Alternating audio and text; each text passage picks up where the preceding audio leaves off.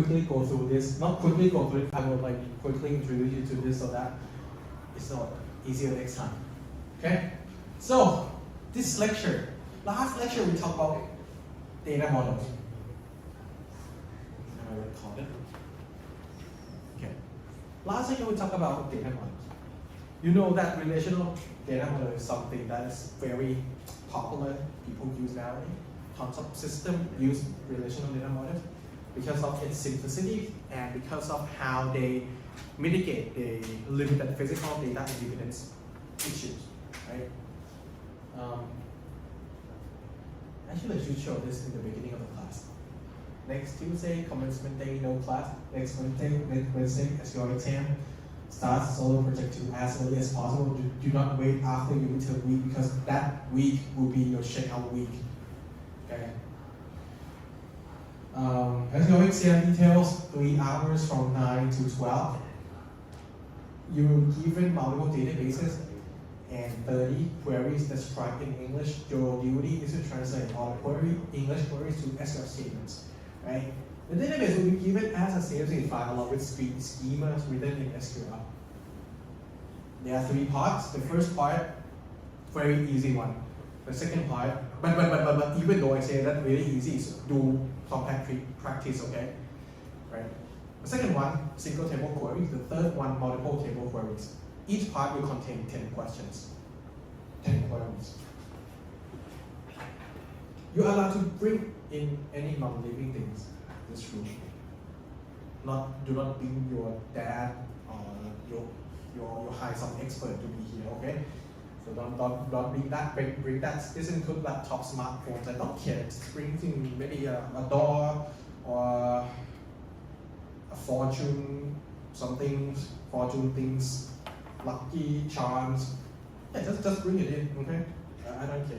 But you're not allowed to communicate with any persons in any way, including using your phones, or you may hire some spy and then you like put some like thing in your ears and then secretly talk with them and they give you an answer. No, don't do that, okay? Using generative AI anyway, I'm not allowed you to do that. And also, I told you yesterday like that, I only allow you to open only some websites. DB documentations, Spotify, YouTube Music. What else you want to open?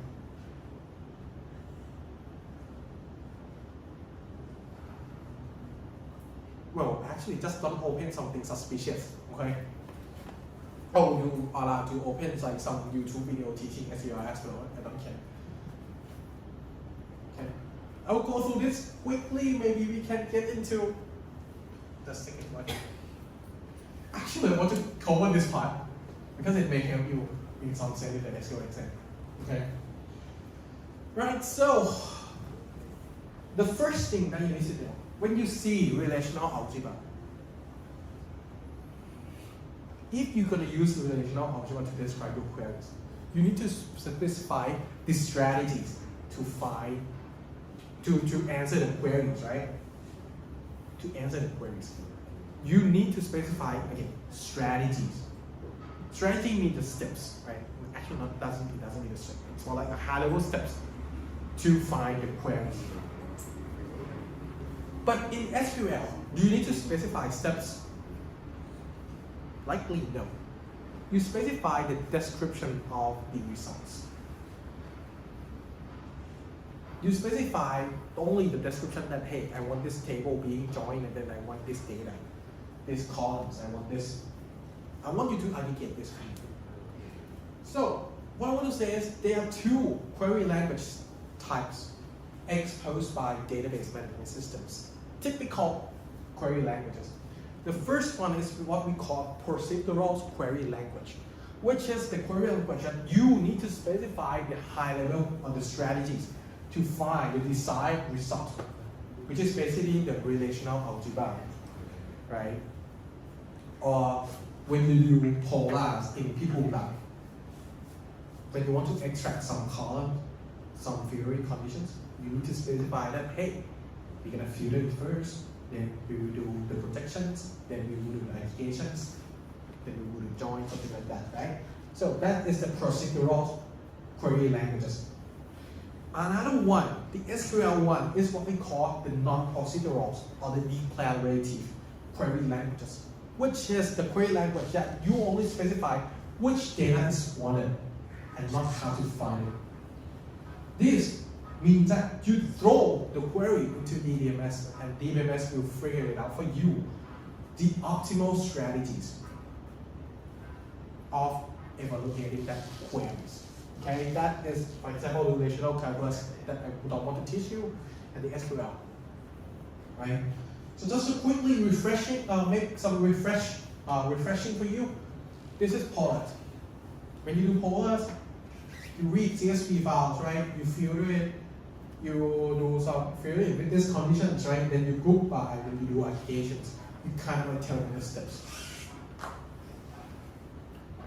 That we're going to do filter first, then you do group by, and after group by, we're going to do aggregations. So we could call polars to be one of the procedural query languages. SQL, on the other hand, this is the same thing. This polar code and SQL are the same. Yes. So in SQL, you only need to specify that, hey, give me species and average of sample width from this data set where sample length is greater than 5 and group by species. That's it. Tell database management system which kind of data you want in which structures. You could say that SQL is a declarative language, query language. Right? So normally, in the last lecture I told you that procedural language has a downside, right? That different you need to define, since you need to define the strategy by yourself. Some strategies are poorer than another strategies, right? So you need to have some knowledge about which one is better or poorer. But nowadays, those procedural languages like polars are much better because they allow something that we call a lazy evaluations. People taught you this, right? Lazy evaluations. Lazy evaluation, what the hell is lazy evaluation? Let me recap again. Lazy evaluation is basically you try to delay the evaluation as much as possible. Why delaying the evaluation helps? Delaying the evaluations allows the intermediate results to be created. Actually, the better word for the create is materialized.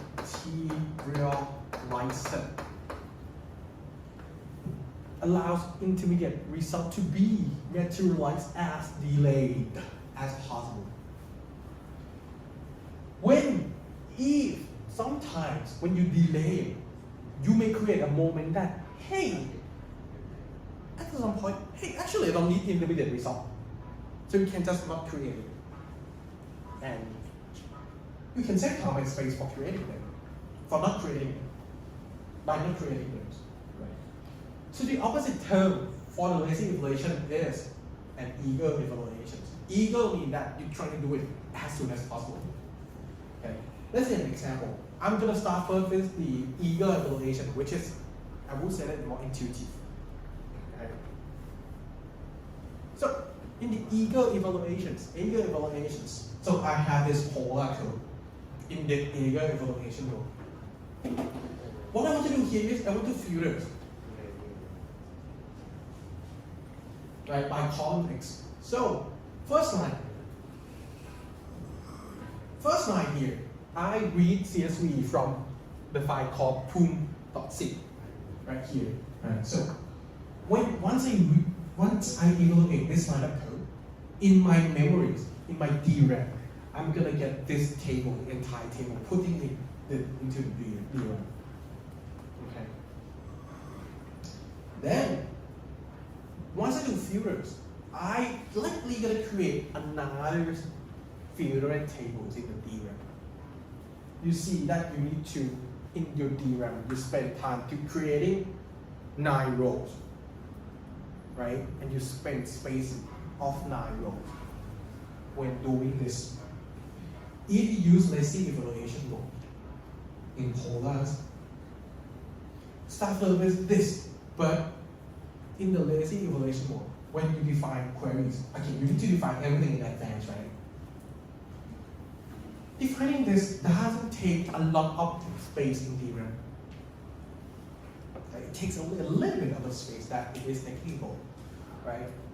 Then, when you do this, behind the scenes, Polars will try to find the optimal strategy to find this, and they could find, hey, actually, when we scan PUMC, we may want to read only the records whose column X is greater than 5. So this is going to be all that they need to put it onto the DRAM. Right? But note that if you remember the data organization lectures, when we move data from this to DRAM, we move as a page, right? So you need to imagine that we have a lot of data here. That if you do this, you don't need to read all the pages. Okay? But if you do the first method, the lazy, the eager evaluation method, you may want if you use Polars in eager evaluation, you may need to read all the pages. If you do this, you can skip some pages. The problem is that, not a problem. The thing is that if you want to do lazy evaluation, you need to know you need to know all the operations you want to do in advance, all the steps in advance, right? So that is for the lazy one. In database management system like DBP, that you specify SQL, once or even in Polars, right? Once you specify all the operations or the queries in SQL, they will plan the strategy for you. As I told you, right, the declarative language will try to find the optimal strategy to find the result for you. This step is called query planning. Query planning. And once we do query planning, inside the query planning phase, the database management system or even Polar, the data technologies that have this kind of things, right? They're gonna search for the optimal strategy. The part that is search for the optimal strategy, we call this the query optimization phase. Okay? We will talk about this after the midterm a little bit. Right? And query optimization is something that many people say that it is the hardest task for the DBMS developers or researchers. It's hard. So since I say that it's hard, it means that sometimes when you write queries, the database management system may not be able to search for its actual optimal strategy as well. Sometimes you may be the one who need to a little bit, maybe like trying to write the query in a different ways to make it better. There's still some space for you, some room of improvement for you to do that as a query writers. But I would say that the query optimizations in the database management system are getting a lot better now. But there are also some database management system technology that have very poor, very bad query optimizations. For example, MongoDB. If you use MongoDB, oh my god, I get recorded. Okay, all I can say is that they sometimes may not deliver you the optimal strategies. You may need to have the technique to write the query to force it to get into the optimal strategy by yourself, right? And this is a key difference between maybe like a top tier version of the database management system and lower tier database management systems. If you use like the newly released database management system, they may not have a great query optimization. So if you get into that, you may need to find a way of it, like the strategy by yourself, and trying to use that strategy, trying to write a query according to your strategies, right? Another point is that I want to say in this lecture is that SQL used nowadays, it is a declarative language, right? It is also a living language. Actually, Python is also a living language. What is it that it is living language? It means that it's still getting improved or developed. New features still getting put into SQL. SQL is getting revised every few years. Well, SQL stands for Structured Query Language. Actually, the first name is not Structured Query Language, but you will see. Or just some history of SQL, that not in the exam, but for fun. First, relational query language from IBM, is called Square. So if you want to find the names of employee in the toy department, you need to write something like this, name that toy. Imagine that you need to write this. Okay, you write name and then, oh, I need to have the first line. So you need to get into the first line, put some tag and then empty. It doesn't look nice, right? When you write some queries using this language. So, and also actually in Square, there will be tons of mathematics symbol as well. And your keyboard, you bring up the iPad keyboard, your laptop keyboard. Let's say if I ask you, hey, can you type sigma symbols? It's gonna take a while, right? That is why SQL, Structured English Query Language, sounds familiar, right? Sounds similar, right? Get created in the system called System R, which is a relational database management system created by IBM, but it is not commercialized back then. Find the name of employee in the toy department, the same queries, but you write it this way. Oh, that's so good, right? Select name from where that equal to toy, right? Do you understand this query?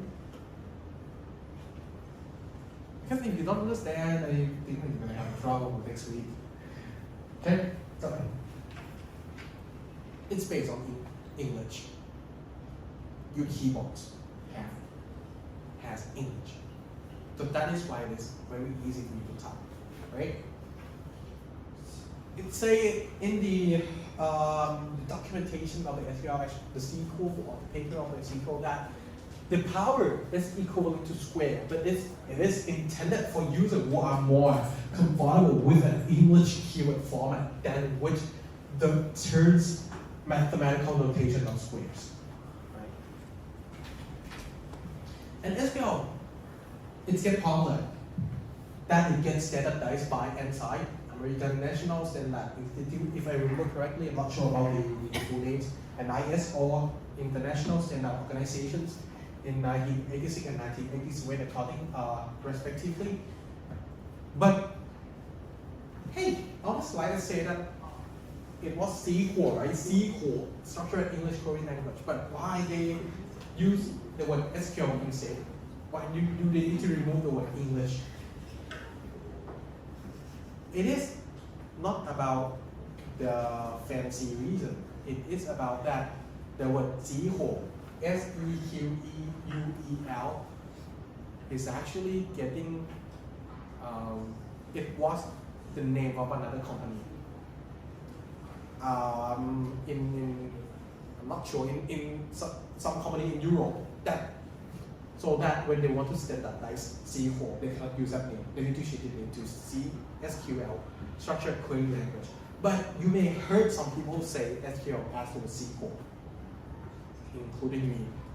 Sometimes I'm going to use SQL a lot, right? Yeah. So that is when they get standardized, and based on this standard in ISO, they have like a lot of revisions, right?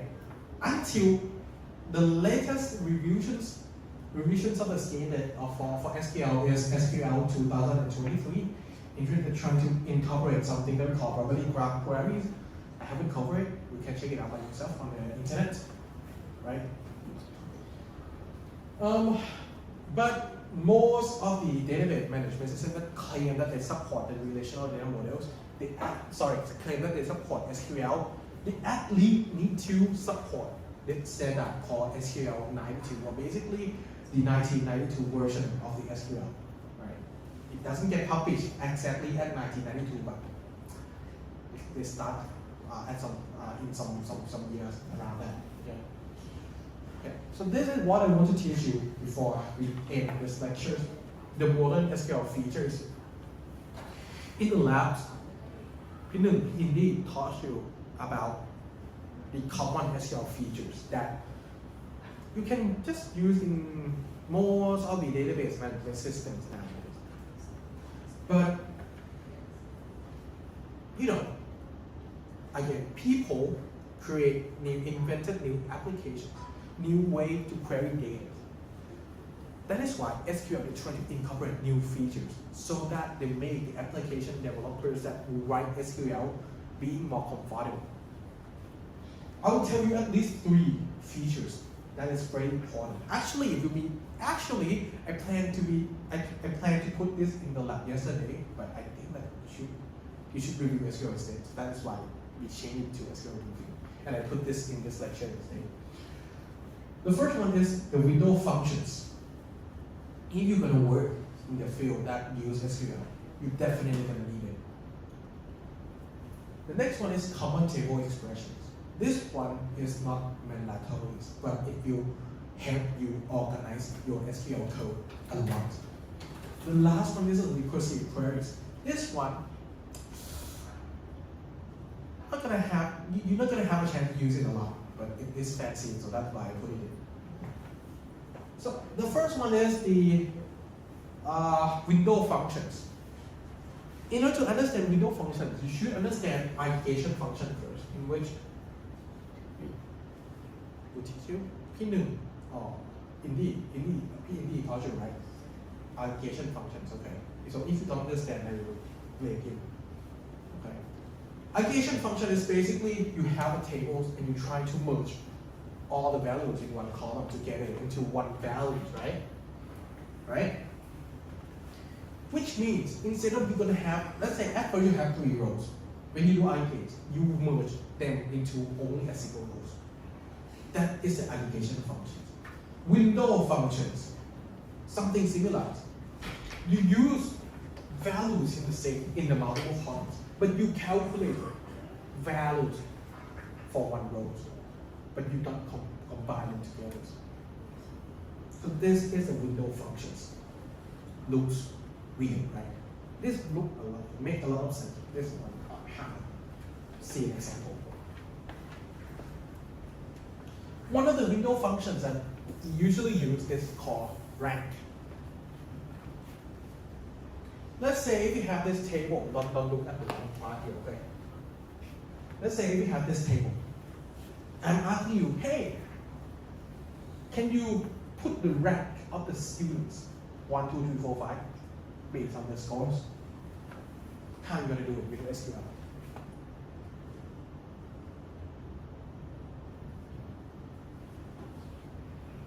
You likely cannot do it. Or I think there could be some hacky ways, but likely it is very hard to do. Almost impossible. So that is why window functions come to help. Window functions, right? They read all the scores. And then for each row, they check whether they see whether score 5 here are more with all these values. What is the rank of the scores? And compute the rank. So it is like you compare the values of the row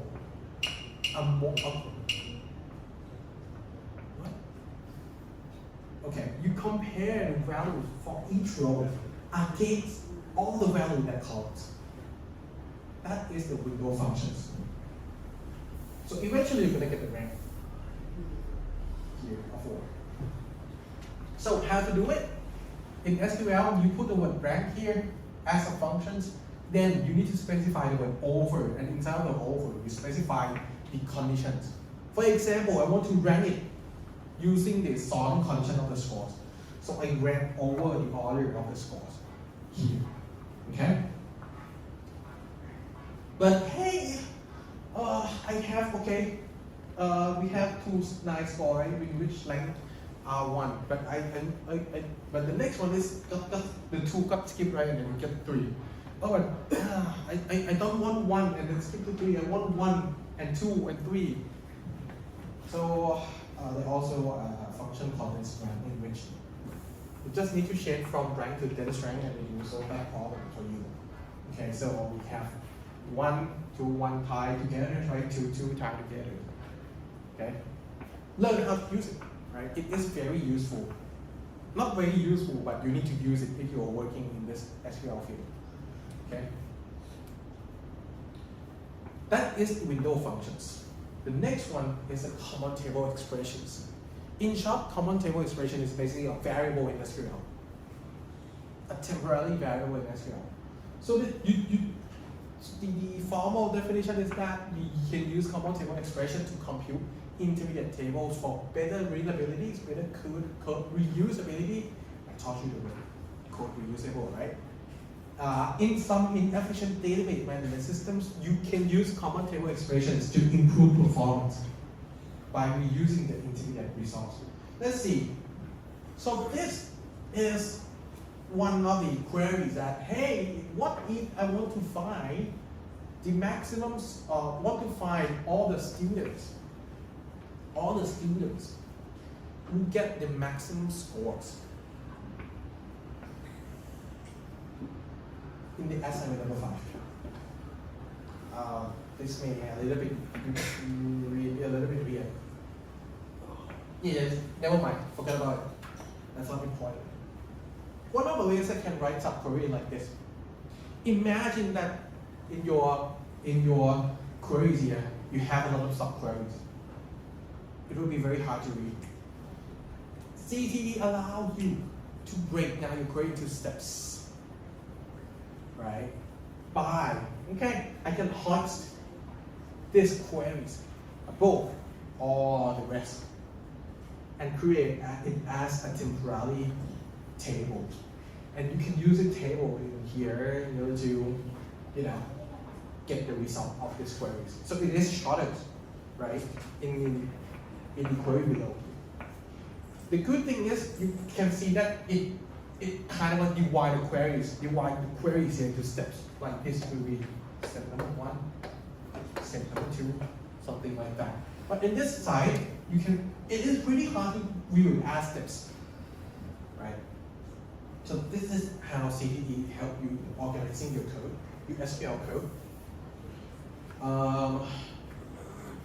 Another one is some fancy things that we call recursive CTE, recursive common table expressions.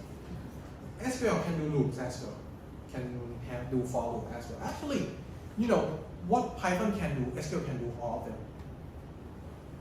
In terms of simple logics, okay? Not in terms of the AI or things. Actually, they can do it. So why? Because SQL can also do loops, but it can do loops in non-trivial way like this. So you can see that we have a recursive CTE here, right? CTE with the word recursive here, called numbers, right? Numbers as a temporary table. And inside of this CTE, you can see that it has from numbers from itself, right?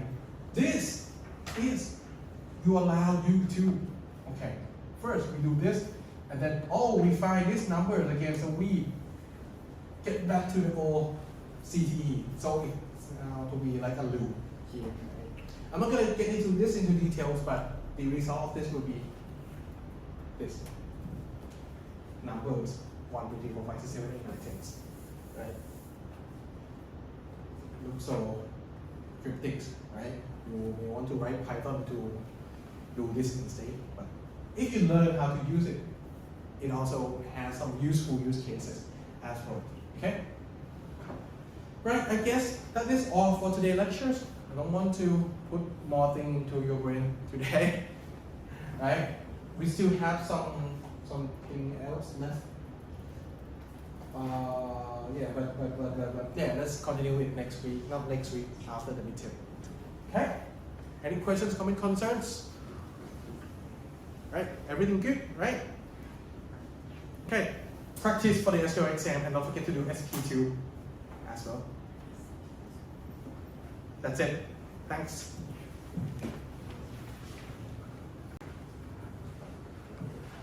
Right. Welcome to lecture 6, the second part. Okay, I will go through this lecture quickly because the more important thing is on lecture 7. Right. So this lecture I will continue talking about query languages. Okay. Skip. You know, the lazy evaluations, the eager evaluations, right? Query planning, query optimizations, SQL. Well, it's a living language.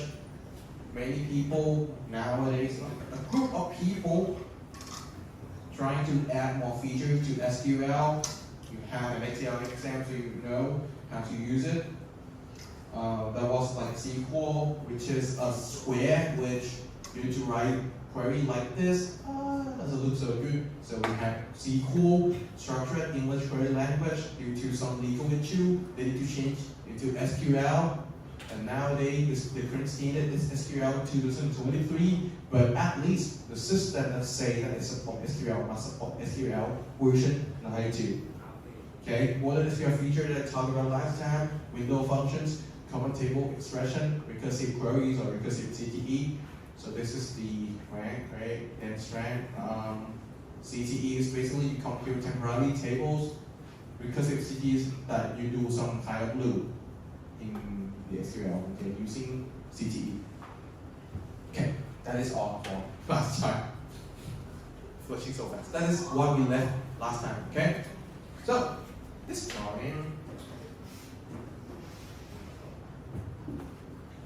we're going to talk about how SQL is being implemented in the real world system. Okay?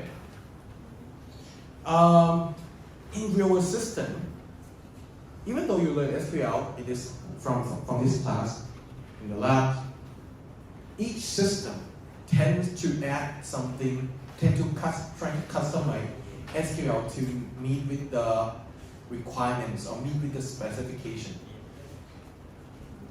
For example, BigQuery. BigQuery is one of the Google system for doing analytical queries. Okay. Atlas SQL. This is for the system called MongoDB. It's trying to support SQL, so it defined their own SQL dialect for Atlas, right? Type syntax is like a new syntax from Google, claiming that it is better than the old syntax of SQL, same as the DBP from syntax, from first syntax. Let's go through it quickly. So for Google, for BigQueries, you know, since I would say that Google BigQueries and MongoDB, these are a relational database management system that implement their own features. They have their own specialized features. That is why, if they only support normal SQL, how are you going to use that specialized features? Right? So that is why they try to provide something new into SQL to allow you to trigger those features, those specialized features. For example, in BigQueries, they have something like this in from in which you haven't seen it in DB, right? In MongoDB, you can do some flattening. Actually, flattening is not that new. I think right now it's in it's already in the SQL standard already, right? This is the dialect, list of the dialects. It's not all of them, but the significant one: Access SQL, Inside SQL, BigQuery SQL, Calcite SQL, ClickHouse SQL, DB2 SQL. What the hell is this? Exalt SQL, Firebird SQL, Fireball SQL, Hive SQL, Ingrace SQL. Why you don't have DB? Okay, because DB follow dialect from PostgreSQL. Okay, so PostgreSQL is one of the systems that is very popular. Many people use it. That is why the dialect is being adopted by many systems. Okay, you can see something that when you pick a system, someone may say that PostgreSQL compatible SQL, something like that. It means that you can. It means that the dialect is from PostgreSQL. Okay. So there's someone claiming right? You know, there's someone claim this one is like from last year or maybe this year. Oh, I think last year. Someone did claim that, hey, the semantic of the standard SQL too cryptic. You know, because if you read SQL from the top to the bottom, the syntax order, we start from select from where group by having order by, right? But actually, logically, when you get the SQL, and when you want to know what this SQL does, you typically go from first, right?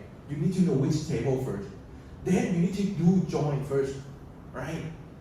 After that, you do aggregations, filters, sort, window, and projections. The syntax order and the semantics order mismatch, right? This guy from Google, Jack, is saying that why don't we just make SQL, the syntax order and the semantics orders go on the same line? Why don't we just start with from, so we know which table are we going to use, right? If you use multiple tables, then get from, then join after that, right? So that's what he claimed. That is why Google published pipe syntax in 2024, right? Just 2 years ago, right?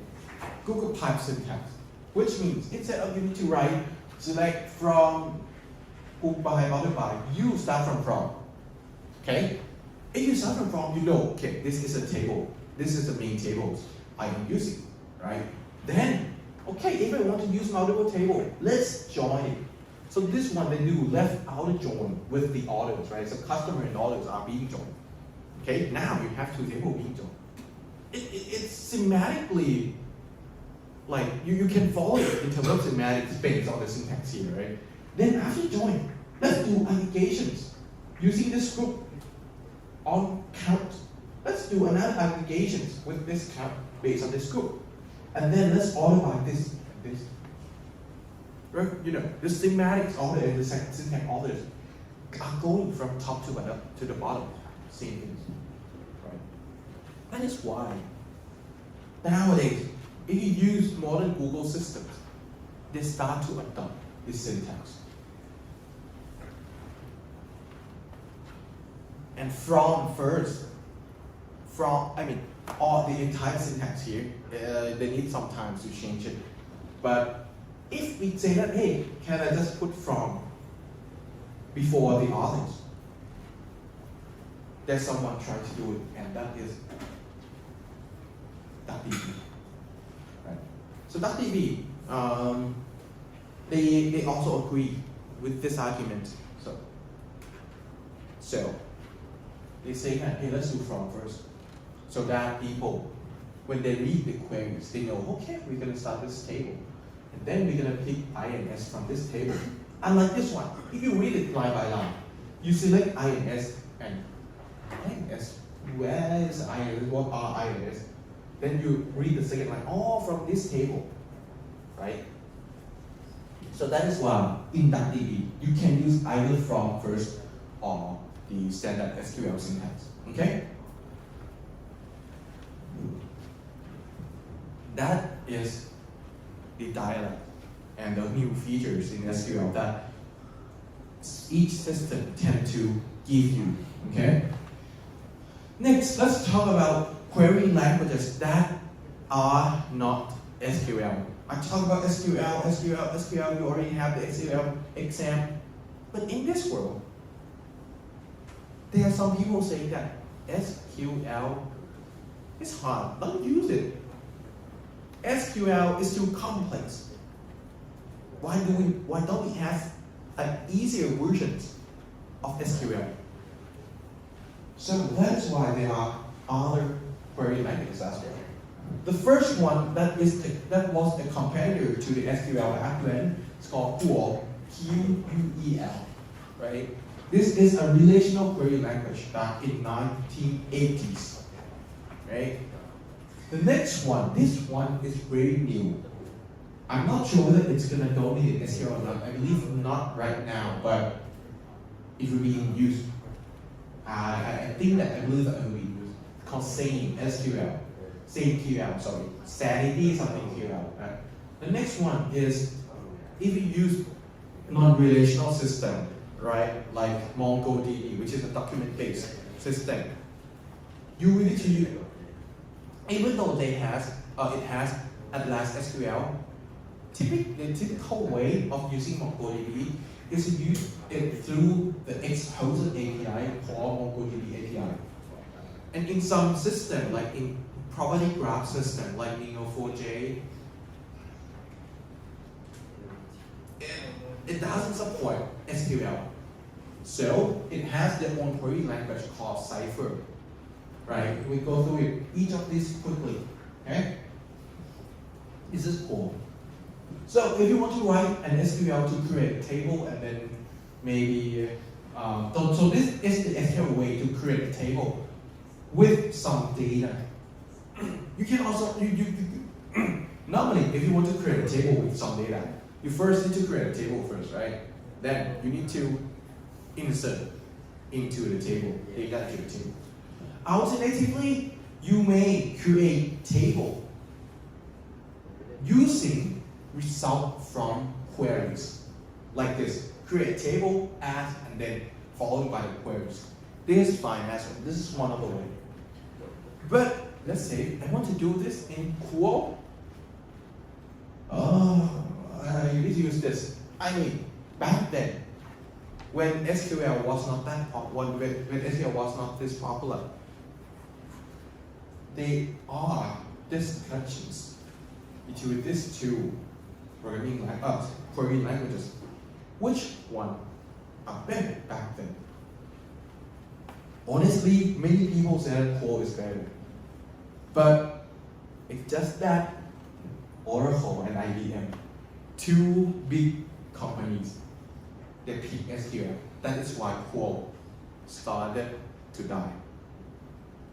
So it's not always about, actually in this world, it's not always about which one is better in terms of syntax. It's also about marketing as well. You know, we cannot avoid it, right? So that is Quo, right? Next one is SaneQL. SaneQL coming from, this is my personal opinion, SaneQL is coming from the best database university in the world, TUM, technical in Munich, something like that. You know, that is the base. If you want to learn database in depth, that is the base school in the world in terms of database systems. You know, and one of the professors, I'm not sure whether that guy is the one who do this or not, but that universities, they bring out this last year, SaneQL. They say that SQL is not sane. So instead of you write this, you write it in this way. The same argument as what Jeff from Google say. Jeff from Google say that the syntax orders and the semantics orders mismatch, right? This is the same thing. Syntax orders and the semantics order of the SQL mismatch. So they define new QL that syntax order and the semantics orders are the same. Right? So we start from table, and we filter, and then we group by. So, and then we order by at the end. So, if you are going to read this queries, then you start with which table, then you start with, okay, I'm gonna filter, right? And then you start group by, right? You start group by, and which application function you want to do, blah, blah, blah, blah, blah, blah. Right? So this is SaneQL. The reason why I tell you this is because I'm not sure whether in the futures, if you're working with the system utilizing query language, you may encounter this. Okay. Today, I don't think it's getting adopted a lot, but in the future, who knows? Right? Next one, if you use MongoDB, MongoDB is a document-based system, right? So it doesn't store data as table, it stores data as a list of documents, a collection of documents. So instead, so the thing is that since it stores data as a list of documents, a collection of documents, then the query language, if they query using this table, they're not going to find any table because they doesn't have any table, right? They do not have any table. They only have a list of collections. That is why when they query in MongoDB, you need to use a different syntax. MongoDB the query language aims to allow you to specify like a field that you want, right? And you can also specify some name-state condition as well, right? So let's say if in SQL you have table inventory with HUOM and status columns, and you write this SQL in MongoDB, you only need to write this. Okay. We're not gonna go in depth in details. If you want to learn MongoDB, Pinung already Pinung. So I and Pinung also teach another course, Big Data Ecosystem, for your senior students. We also talk about MongoDB in that course as well. So I think Pinung can give you some resources as well if you want to learn more of it. The last one, Cypher. Cypher is a query language very popular in the graph database management system like Neo4j. Why? Why they need to invent a new query language again? Why don't we just use SQL? It's already popular. The point is that, hey, in graph database management system, you typically gonna do a lot of recursive queries. And whether you want to write recursive query, you need to go with the recursive CTE format. With recursive blah blah blah select union with another select. That is too long, right? So they say that in terms of semantic, when you read this, you need to take time to interpret it. So in graph database management system, data are stored as graph. So why don't we just do something like this? Okay? Why don't we just specify it as a subgraph pattern? Like this. Instead of we specify cryptically like this, table union with another table, just specify it as a pattern, as a picture-based pattern. You read it, you see it as a picture, right? One node here, and then we have an edge, go to another node. You want to find this pattern in the database. That's it. You don't need to go for this recursive help. So that is why Cypher is being, I would say that this Cypher is one of the very successful invention in terms of query language. It's very innovative and very useful that eventually SQL 2023 they need to implement this part thing in the SQL standard. It is that successful. Okay? Any questions, comments, concerns? Last thing. Oh, nowadays we have AI, we have LLM. Why don't we just use them to write a query for us? Why don't we just instead of we write SQL, why don't we just specify some natural languages? Let LLM translate them to SQL and then run. Why don't we just do that? Recently, there are also research on how to use natural languages as queries. And when they say about, or when they talk about natural language refers to human languages like English, Spanish, Mandarin, Thai, blah blah blah, that evolved originally, organically, right? The problem, there are two problems. Just in this blue box, you can see one problem. The first problem is that natural language tend to be evolved over the time. So, in this year, we say one sentence, it may refer to one thing. In the next 30 years, we say the same sentence, it may refer to different things. You want your system, you build this system today, and then 30 years, next 30 years later, your system behaves differently. Do you want that? No, you want, I mean, if you want that, that's fine. But if you don't want that, using natural languages may not be a good choice, you know. There are also other way as well, other problem as well. I told you this in the last semester, right? That natural languages are ambiguous. I say one sentence. You may interpret it in one way. You may interpret it in another way. You may interpret it in another way. So the question is, how do the system gonna interpret which way then? The point is that if you can structify accuracy, you can see that the problem with natural languages is that there will be a likelihood that the query may be interpreted wrongly, right, incorrectly. That is the main problem. It is not that accurate. Imagine your banking system. They don't write a query in SQL, they write a query in natural language. 99.9% of the time, all transfer being good, being correct.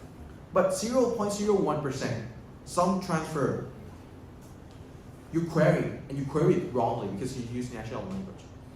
It may remove all my money from my account. Do you want that? Banking system take off your money because they use natural language query. Do you want that? No, definitely, right?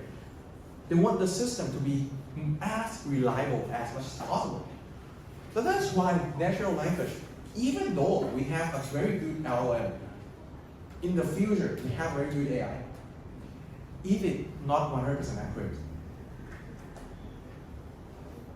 for some systems, some critical systems, you shouldn't use it. It's better to use some formal language like SQL. Okay? So this is the way that people tend to use user-specified queries, right? Who are the 3 youngest winners across all matches and the ranks. Then you put it into a natural language to SQL model, which is right now it's a deep learning model kind of thing.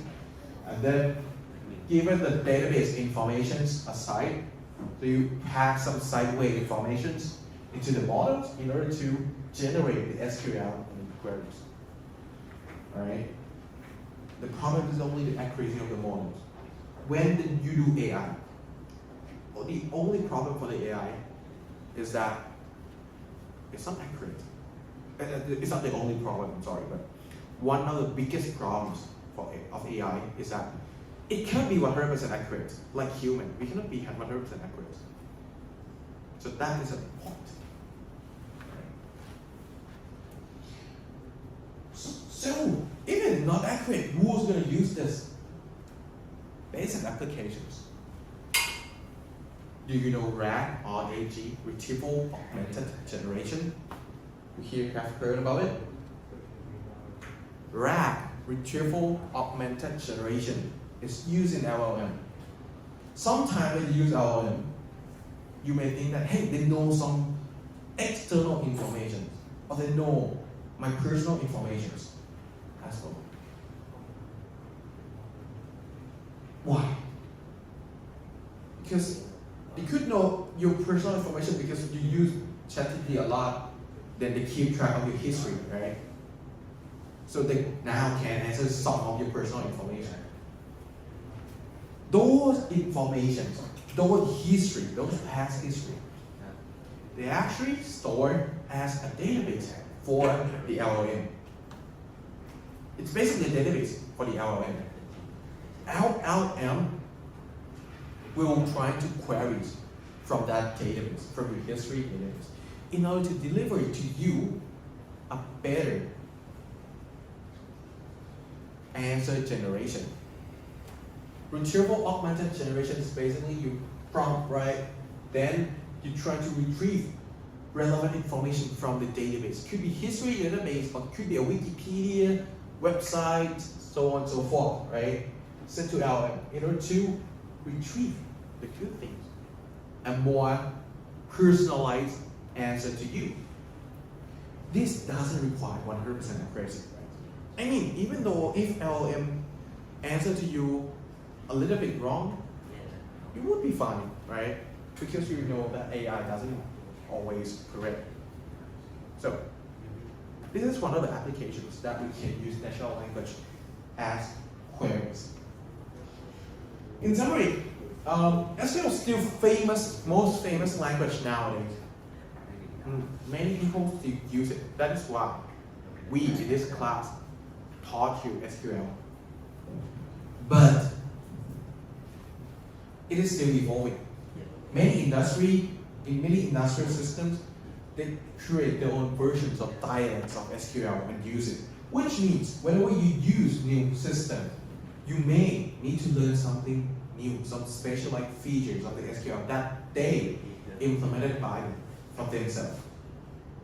But if you know the core of the SQL, just need to learn just 10 more percent, 20 more percent, that's it, right? Researchers, in terms of researchers, they're trying to find a better way for you to make SQL easier. I'm not sure, but yeah, they're trying to do it. Okay. Also, natural languages, as I told you, yeah, it can be used as a query. The problem is that the ambiguous of it, how it gets evolved, it may make the queries inaccurate. So if the application doesn't want a lot of accuracy, natural language may be a good query language. But if your applications need a lot of queries, at least a lot of accuracy, then I don't think it is a good choice. SQL may be better, a lot better. Okay, that's it for the lecture for the query language. Any questions, comments, concerns? If no, then let's take 7 minutes break. We're gonna get back 11:05. Okay?